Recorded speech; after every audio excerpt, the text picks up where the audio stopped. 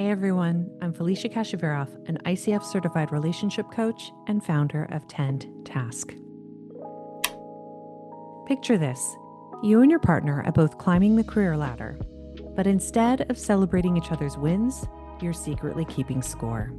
Maybe one of you gets a promotion and the other feels threatened, or perhaps you're both so focused on your individual success that you've forgotten you're supposed to be on the same team.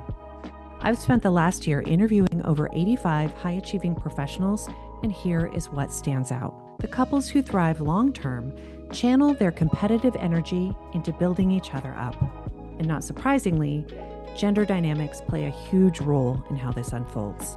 Today, I'm sharing the blueprint for transforming career competition into career collaboration, especially for couples navigating the unique challenges that come with traditional gender expectations in high-pressure professional environments. Let's start by understanding why competition happens in the first place, because it's more common than you might think. In my research, I've identified 3 main triggers that can turn partners into competitors. First, there's resource scarcity thinking. When you're both ambitious, it can feel like there's only so much time to achieve success. Maybe you're both going for leadership roles in your respective companies, or you're worried that one person's career demands will limit the other's opportunities. Second, there's identity fusion with achievement. Many high achievers have learned to tie their self-worth to their professional success. When your partner succeeds, it can unconsciously feel like a threat to your own identity, especially if you're going through a challenging period in your career. Third, and this is crucial, there's the comparison trap. Social media doesn't help here. When you're constantly seeing other power couples' highlight reels, it's easy to start measuring your relationship success by external metrics rather than your own shared values. But here's what's really important to understand. These competitive feelings aren't character flaws. They're natural responses to the unfortunate pressure cooker environment that many of us operate in. The problem isn't the feelings themselves. It's what happens when we don't address them consciously. Now let's talk about the elephant in the room: how gender dynamics amplify these challenges in ways that many couples don't even realize. Please note that for this discussion, I'm referencing heterosexual partnerships. These dynamics may or may not show up in queer relationships, but we're more likely to see them in straight couples. Despite decades of progress, we're still operating within cultural frameworks that weren't designed for dual career partnerships. Here's what I observe in my coaching practice. For women in high-achieving relationships, there's often a success penalty. Research shows that women can face social backlash for being too ambitious or successful, even from their own partners. I've worked with women executives who downplay their achievements to avoid making their partner feel inadequate, or who take on household management to compensate for their career success. Yikes. This dynamic doesn't benefit anyone. On the flip side, men in these relationships often face support pressure. There's an expectation that they should be unequivocally supportive of their partner's success, but they're rarely given tools to process their own complex feelings about career dynamics. Many men tell me they feel guilty for having any competitive feelings toward their partner's success. Here's what makes this even more complicated. Traditional relationship advice often tells couples to leave work at work, but that's impossible when you're both building careers that require significant emotional and time investment. Then there's the earning dynamic. When women out-earn their male partners, which happens in about 30% of married couples now, both partners can struggle with feelings they weren't prepared for. The woman might feel pressure to be less assertive about money decisions, while the man might feel pressure to overcompensate in other areas. The couples who navigate this successfully aren't pretending these dynamics don't exist. They're actively discussing them, unpacking their feelings around them, and creating new frameworks that work for their specific situation. So how do you shift from competing to collaborating? Based on my work with high-achieving couples and research from experts like Jennifer Petrolieri, the author of Couples That Work, who studied over 100 dual career couples globally, here are 3 key strategies. Research shows that dual career couples who communicate about deeper work and personal issues, such as values, boundaries, and fears at key transitions, have a better chance of emerging stronger from each one. fulfilled both in their relationships and in their careers. Most couples plan their individual careers separately and then try to fit them together. Successful power couples do the opposite. They start with a shared vision and work backward. This isn't about one person sacrificing for the other. It's about designing a life where both careers can thrive, sometimes in different seasons. Try this exercise together. Map out your next 10 years in 2-year increments.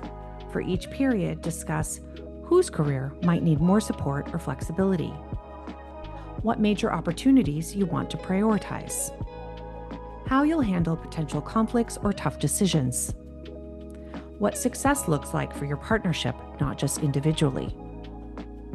The key is getting specific. Instead of vague goals like support each other, create concrete agreements about major decisions and career moves.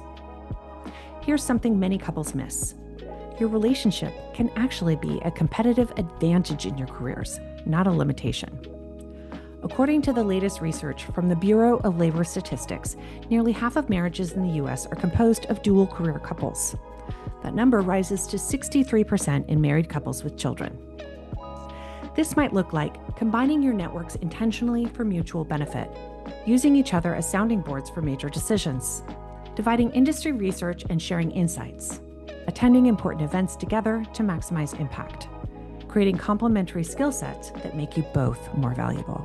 The most successful couples leverage their partnership strategically, recognizing that 2 people working together can often achieve more than 2 people working in isolation. This is where the gender lens becomes crucial. Supporting your partner's career isn't just about cheering from the sidelines. It's about understanding what they actually need and when. Women generally begin their careers closer to wage parity with men, but they lose ground as they age and progress through their work lives, a pattern that has remained consistent over time. Understanding this reality helps couples provide more targeted support. For many women, support means having their ambitions taken seriously and their achievements celebrated without qualification.